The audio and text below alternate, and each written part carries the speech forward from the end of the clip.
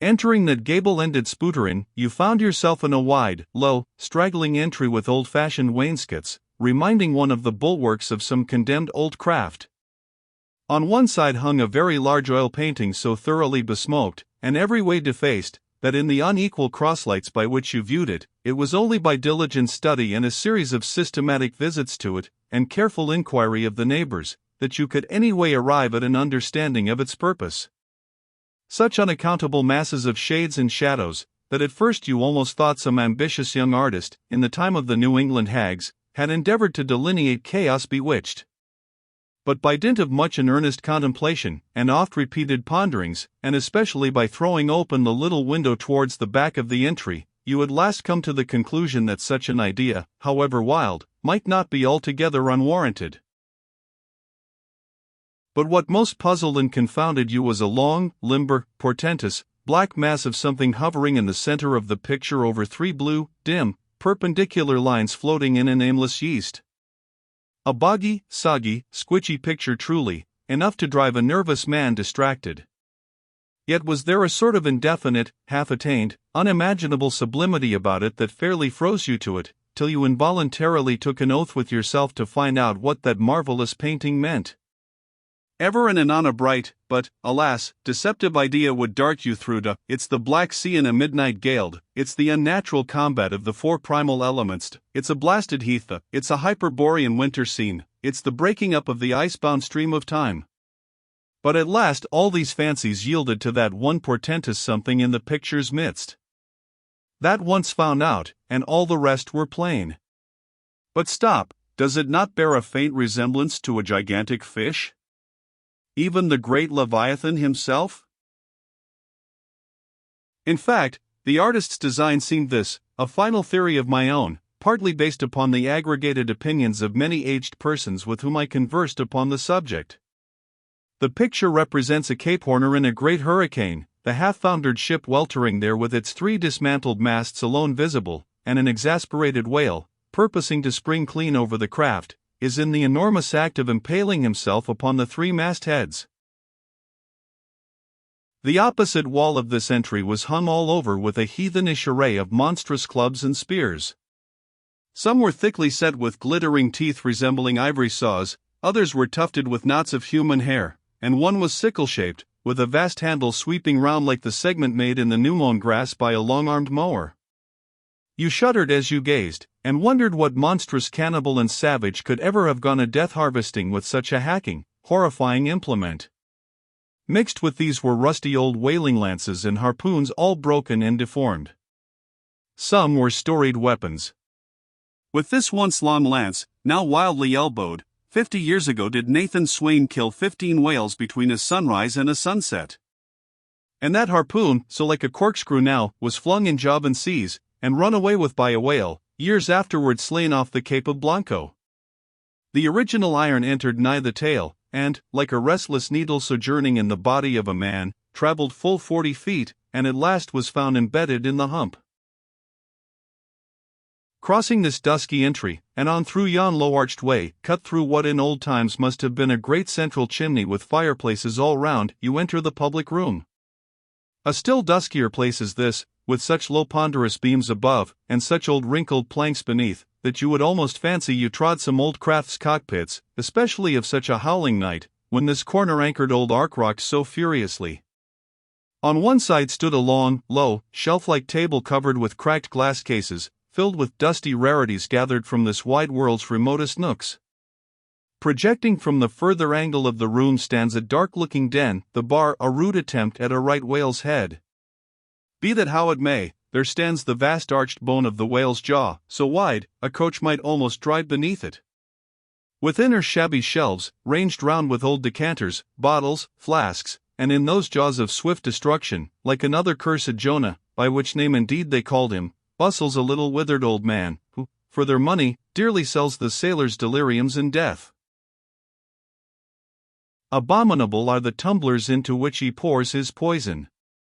Though true cylinders without within, the villainous green goggling glasses deceitfully tapered downwards to a cheating bottom. Parallel meridians rudely pecked into the glass, surround these footpads goblets. Fill to this mark, and your charge is but a penny, to this a penny more, and so on to the full glass, the Cape Horn measure, which you may gulp down for a shilling. Upon entering the place I found a number of young seamen gathered about a table, examining by a dim light divers specimens of scrimshander. I sought the landlord, and telling him I desired to be accommodated with a room, received for answer that his house was full, not a bed unoccupied. But avast, he added, tapping his forehead, you hain't no objections to sharing a harpooneer's blanket, have ye?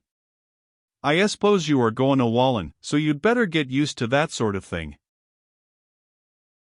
I told him that I never liked to sleep two in a bed, that if I should ever do so, it would depend upon who the harpooneer might be, and that if he, the landlord, really had no other place for me, and the harpooneer was not decidedly objectionable, why rather than wander further about a strange town on so bitter a night, I would put up with the half of any decent man's blanket.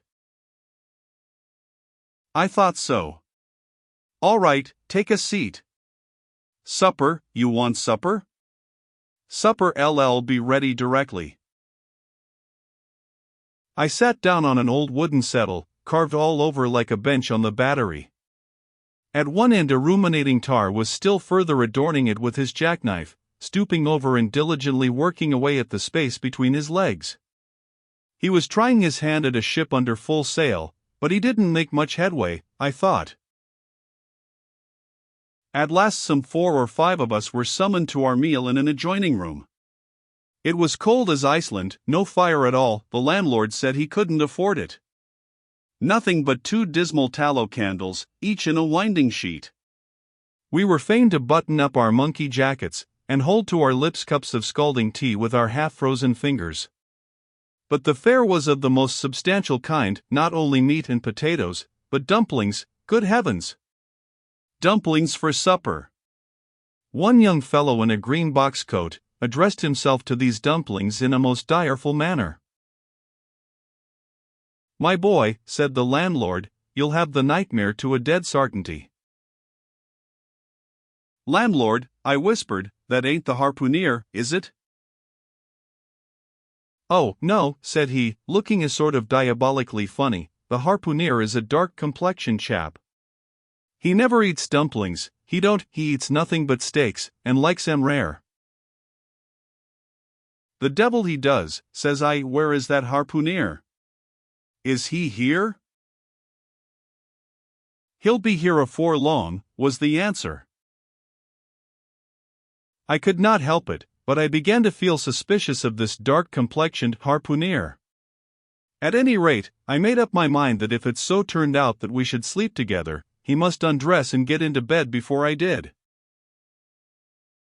Supper over, the company went back to the bar-room, when, knowing not what else to do with myself, I resolved to spend the rest of the evening as a looker-on. Presently a rioting noise was heard without. Starting up, the landlord cried, that's the Grampus's crew. I seed her reported in the offing this morning, a 3 years' voyage, and a full ship. Hurrah, boys, now we'll have the latest news from the Fijis. A tramping of sea boots was heard in the entry, the door was flung open, and in rolled a wild set of mariners enough. Enveloped in their shaggy watch coats, and with their heads muffled in woolen comforters, all bedarned and ragged, and their beards stiff with icicles, they seemed an eruption of bears from Labrador. They had just landed from their boat, and this was the first house they entered. No wonder, then, that they made a straight wake for the Whale's Mouth, the bar, when the wrinkled little old Jonah, their officiating, soon poured them out brimmers all round. One complained of a bad cold in his head, upon which Jonah mixed him a pitch-like potion of gin and molasses, which he swore was a sovereign cure for all colds and catarrhs whatsoever, never mind of how long standing, or whether caught off the coast of Labrador, or on the weather side of an ice island. The liquor soon mounted into their heads, as it generally does even with the arrantest topers newly landed from sea, and they began capering about most obstreperously. I observed, however, that one of them held somewhat aloof, and though he seemed desirous not to spoil the hilarity of his shipmates by his own sober face, yet upon the whole he refrained from making as much noise as the rest. This man interested me at once, and since the sea gods had ordained that he should soon become my shipmate, though but a sleeping partner one, so far as this narrative is concerned, I will here venture upon a little description of him. He stood full 6 feet in height, with noble shoulders, and a chest like a cofferdam. I have seldom seen such brawn in a man. His face was deeply brown and burnt, making his white teeth dazzling by the contrast, while in the deep shadows of his eyes floated some reminiscences that did not seem to give him much joy. His voice at once announced that he was a Southerner, and from his fine stature, I thought he must be one of those tall mountaineers from the Alleghanian Ridge in Virginia. When the revelry of his companions had mounted to its height, this man slipped away unobserved, and I saw no more of him till he became my comrade on the sea. In a few minutes, however, he was missed by his shipmates, and being, it seems, for some reason a huge favorite with them, they raised a cry of Bulkington. Bulkington! Where's Bulkington? And darted out of the house in pursuit of him. It was now about 9 o'clock, and the room seeming almost supernaturally quiet after these orgies, I began to congratulate myself upon a little plan that had occurred to me just previous to the entrance of the seaman. No man prefers to sleep two in a bed. In fact, you would a good deal rather not sleep with your own brother. I don't know how it is, but people like to be private when they are sleeping. And when it comes to sleeping with an unknown stranger, in a strange inn, in a strange town, and that stranger a harpooner, then your objections indefinitely multiply. Nor was there any earthly reason why I as a sailor should sleep two in a bed, more than anybody else, for sailors no more sleep two in a bed at sea, than bachelor kings do ashore. To be sure they all sleep together in one apartment, but you have your own hammock, and cover yourself with your own blanket, and sleep in your own skin. The more I pondered over this harpooner, the more I abominated the thought of sleeping with him. It was fair to presume that being a harpooner, his linen or woolen, as the case might be, would not be of the tiddiest, certainly none of the finest. I began to twitch all over. Besides, it was getting late, and my decent harpooner ought to be home and going bedwards. Suppose now, he should tumble in upon me at midnight, how could I tell from what vile hole he had been coming? Landlord! I've changed my mind about that harpooner, I shan't sleep with him. I'll try the bench here. Just as you please, I'm sorry I can't spare ye a tablecloth for a mattress, and it's a plaguey rough board here, feeling of the knots and notches. But wait a bit, Scrimshander, I've got a carpenter's plane there in the bar, wait, I say, and I'll make ye snug enough. So saying he procured the plane, and with his old silk handkerchief first dusting the bench, vigorously set to planing away at my bed, the while grinning like an ape. The shavings flew right and left, till at last the plain iron came bump against an indestructible knot. The landlord was near spraining his wrist, and I told him for heaven's sake to quit. The bed was soft enough to suit me, and I did not know how all the planing in the world could make eider down of a pine plank. So gathering up the shavings with another grin, and throwing them into the great stove in the middle of the room, he went about his business, and left me in a brown study. I now took the measure of the bench, and found that it was a foot too short, but that could be mended with a chair. But it was a foot too narrow, and the other bench in the room was about 4 inches higher than the plain one, so there was no yoking them. I then placed the first bench lengthwise along the only clear space against the wall, leaving a little interval between, for my back to settle down in. But I soon found that there came such a draught of cold air over me from under the sill of the window, that this plan would never do at all, especially as another current from the rickety door met the one from the window, and both together formed a series of small whirlwinds in the immediate vicinity of the spot where I had thought to spend the night. The devil fetch that harpooner, thought I, but stop, couldn't I steal a march on him, bolt his door inside, and jump into his bed, not to be wakened by the most violent knockings? It seemed no bad idea, but upon second thoughts I dismissed it. For who could tell but what the next morning, so soon as I popped out of the room, the harpooner might be standing in the entry, all ready to knock me down. Still, looking around me again, and seeing no possible chance of spending a sufferable night unless in some other person's bed, I began to think that after all I might be cherishing unwarrantable prejudices against this unknown harpooner. Thinks I'll wait a while, he must be dropping in before long.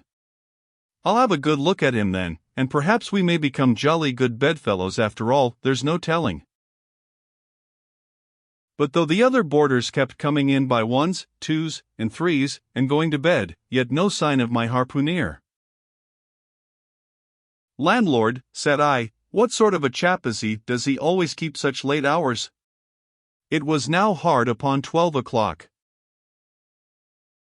The landlord chuckled again with his lean chuckle, and seemed to be mightily tickled at something beyond my comprehension.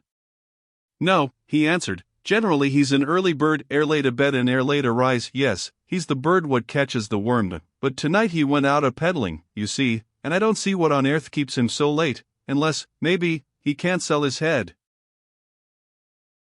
"Can't sell his head? What sort of a bamboozingly story is this you are telling me?" getting into a towering rage. "Do you pretend to say, landlord, that this harpooneer is actually engaged this blessed Saturday night, or rather Sunday morning, in peddling his head around this town?" "That's precisely it," said the landlord, "and I told him he couldn't sell it here, the market's overstocked." "With what?" shouted I. "With heads, to be sure. Ain't there too many heads in the world?" "I tell you what it is, landlord," said I, quite calmly, "you'd better stop spinning that yarn to me, I'm not green." "Maybe not," taking out a stick and whittling a toothpick, "but I rather guess you'll be done brown if that 'ere harpooneer hears you a-slanderin' his head." "I'll break it for him," said I, now flying into a passion again at this unaccountable farrago of the landlord's. "It's broke already," said he. "Broke," said I, "broke, do you mean?" "Sartain, and that's the very reason he can't sell it, I guess." "Landlord," said I, going up to him as cool as a mehekla in a snowstorm, "landlord, stop whittling. You and I must understand one another, and that too without delay. I come to your house and want a bed, you tell me you can only give me half a one, that the other half belongs to a certain harpooneer. And about this harpooneer, whom I have not yet seen, you persist in telling me the most mystifying and exasperating stories, tending to beget in me an uncomfortable feeling towards the man whom you design for my bedfellow, a sort of connection, landlord, which is an intimate and confidential one in the highest degree. I now demand of you to speak out and tell me who and what this harpooneer is, and whether I shall be in all respects safe to spend the night with him. And in the first place, you will be so good as to unsay that story about selling his head, which if true I take to be good evidence that this harpooneer is stark mad, and I've no idea of sleeping with a madman, and you, sir, landlord, you, sir, by trying to induce me to do so knowingly, would thereby render yourself liable to a criminal prosecution." "Wall," said the landlord, fetching a long breath, "that's a putty long sarmon for a chap that rips a little now and then. But be easy, this here harpooneer I have been tellin' you of has just arrived from the South Seas, where he bought up a lot of bombed New Zealand heads, great curios, you know, and he's sold all on 'em but one, and that one he's trying to sell tonight, 'cause tomorrow's Sunday, and it would not do to be sellin' human heads about the streets when folks is goin' to churches. He wanted to, last Sunday, but I stopped him just as he was goin' out of the door with 4 heads strung on a string, for all the earth like a string of Aeneans." This account cleared up the otherwise unaccountable mystery, and showed that the landlord, after all, had no idea of fooling me, but at the same time what could I think of a harpooneer who stayed out a Saturday night clean into the Holy Sabbath, engaged in such a cannibal business as selling the heads of dead idolaters? "Depend upon it, landlord, that harpooneer is a dangerous man." "He pays reglar," was the rejoinder. "But come, it's getting dreadful late, you had better be turning flukes. It's a nice bed, Sal and me slept in that air bed the night we were spliced. There's plenty room for 2 to kick about in that bed, it's an almighty big bed that. Why, afore we give it up, Sal used to put our Sam and little Johnny in the foot of it. But I got a dreaming and sprawling about one night, and somehow, Sam got pitched on the floor, and came near breaking his arm. After that, Sal said it wouldn't do. 'Come along here, I'll give ye a glim and a jiffy, and so saying he lighted a candle and held it towards me, offering to lead the way. But I stood irresolute, when looking at a clock in the corner, he exclaimed, it's Sunday, you won't see that harpooner tonight, he's come to anchor somewhere, come along then, do come, won't ye come? I considered the matter a moment, and then upstairs we went, and I was ushered into a small room, cold as a clam, and furnished, sure enough, with a prodigious bed, almost big enough indeed for any 4 harpooneers to sleep abreast. There, said the landlord, placing the candle on a crazy old sea chest that did double duty as a washstand and center table, there, make yourself comfortable now, and good night to ye. I turned round from eyeing the bed, but he had disappeared. Folding back the counterpane, I stooped over the bed. Though none of the most elegant, it yet stood the scrutiny tolerably well. I then glanced round the room, and besides the bedstead and center table, could see no other furniture belonging to the place, but a rude shelf, the 4 walls, and a papered fireboard representing a man striking a whale.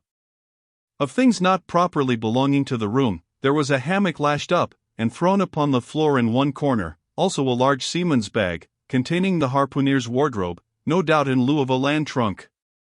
Likewise, there was a parcel of outlandish bonefish hooks on the shelf over the fireplace, and a tall harpoon standing at the head of the bed. But what is this on the chest? I took it up, and held it close to the light, and felt it, and smelt it, and tried every way possible to arrive at some satisfactory conclusion concerning it.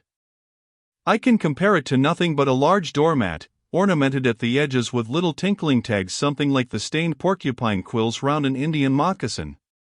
There was a hole or slit in the middle of this mat, as you see the same in South American ponchos. But could it be possible that any sober harpooner would get into a doormat, and parade the streets of any Christian town in that sort of guise? I put it on, to try it, and it weighed me down like a hamper, being uncommonly shaggy and thick, and I thought a little damp, as though this mysterious harpooner had been wearing it of a rainy day. I went up in it to a bit of glass stuck against the wall, and I never saw such a sight in my life. I tore myself out of it in such a hurry that I gave myself a kink in the neck. I sat down on the side of the bed, and commenced thinking about this head-peddling harpooner, and his doormat. After thinking some time on the bedside, I got up and took off my monkey jacket, and then stood in the middle of the room thinking. I then took off my coat, and thought a little more in my shirt sleeves. But beginning to feel very cold now, half undressed as I was, and remembering what the landlord said about the harpooneers not coming home at all that night, it being so very late, I made no more ado, but jumped out of my pantaloons and boots, and then blowing out the light tumbled into bed, and commended myself to the care of heaven. Whether that mattress was stuffed with corncobs or broken crockery, there is no telling, but I rolled about a good deal, and could not sleep for a long time. At last I slid off into a light doze, and had pretty nearly made a good offing towards the land of Nod, when I heard a heavy footfall in the passage, and saw a glimmer of light come into the room from under the door. Lord save me, thinks I, that must be the harpooner, the infernal head peddler. But I lay perfectly still, and resolved not to say a word till spoken to. Holding a light in one hand, and that identical New Zealand head in the other, the stranger entered the room, and without looking towards the bed, placed his candle a good way off from me on the floor in one corner, and then began working away at the knotted cords of the large bag I before spoke of as being in the room. I was all eagerness to see his face, but he kept it averted for some time while employed in unlacing the bag's mouth. This accomplished, however, he turned round, when, good heavens! What a sight! Such a face! It was of a dark purplish, yellow color, here and there stuck over with large, blackish-looking squares. Yes, it's just as I thought, he's a terrible bedfellow, he's been in a fight, got dreadfully cut, and here he is, just from the surgeon. But at that moment he chanced to turn his face so towards the light, that I plainly saw they could not be sticking plasters at all, those black squares on his cheeks. They were stains of some sort or other. At first I knew not what to make of this, but soon an inkling of the truth occurred to me. I remembered a story of a white man, a whaleman too, who, falling among the cannibals, had been tattooed by them.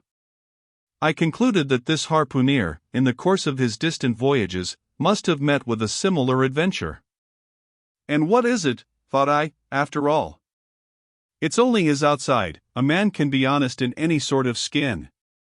But then, what to make of his unearthly complexion, that part of it, I mean, lying roundabout, and completely independent of the squares of tattooing? To be sure, it might be nothing but a good coat of tropical tanning, but I never heard of a hot sun's tanning a white man into a purplish yellow one. However, I had never been in the South Seas, and perhaps the sun there produced these extraordinary effects upon the skin. Now, while all these ideas were passing through me like lightning, this harpooner never noticed me at all. But, after some difficulty having opened his bag, he commenced fumbling in it, and presently pulled out a sort of tomahawk and a sealskin wallet with the hair on. Placing these on the old chest in the middle of the room, he then took the New Zealand head, a ghastly thing enough, and crammed it down into the bag. He now took off his hat, a new beaver hat, when I came nigh singing out with fresh surprise. There was no hair on his head, none to speak of, at least, nothing but a small scalp knot twisted up on his forehead. His bald purplish head now looked for all the world like a mildewed skull. Had not the stranger stood between me and the door, I would have bolted out of it quicker than ever I bolted a dinner. Even as it was, I thought something of slipping out of the window, but it was the second floor back. I am no coward, but what to make of this head-peddling purple rascal altogether past my comprehension. Ignorance is the parent of fear, and being completely nonplussed and confounded about the stranger, I confess I was now as much afraid of him as if it was the devil himself who had thus broken into my room at the dead of night. In fact, I was so afraid of him that I was not game enough just then to address him, and demand a satisfactory answer concerning what seemed inexplicable in him. Meanwhile, he continued the business of undressing, and at last showed his chest and arms. As I live, these covered parts of him were checkered with the same squares as his face. His back, too, was all over the same dark squares. He seemed to have been in a 30 years' war, and just escaped from it with a sticking plaster shirt. Still more, his very legs were marked, as if a parcel of dark green frogs were running up the trunks of young palms. It was now quite plain that he must be some abominable savage or other shipped aboard of a whaleman in the South Seas, and so landed in this Christian country. I quaked to think of it. A peddler of heads too, perhaps the heads of his own brothers. He might take a fancy to mine. Heavens! Look at that tomahawk! But there was no time for shuddering, for now the savage went about something that completely fascinated my attention, and convinced me that he must indeed be a heathen.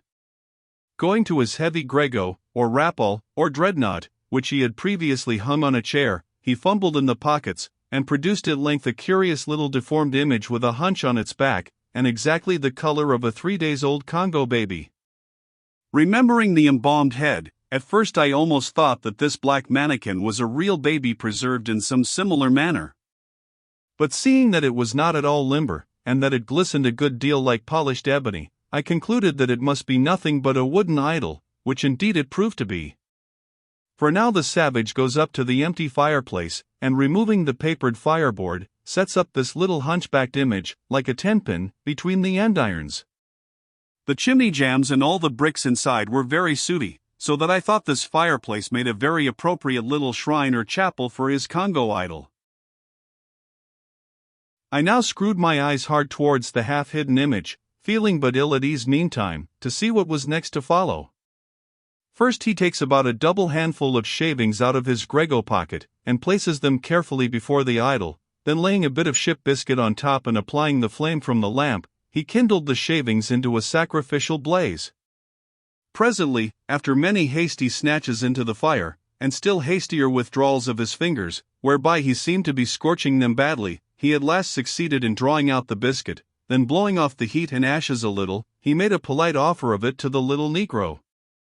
But the little devil did not seem to fancy such dry sort of fare at all. He never moved his lips.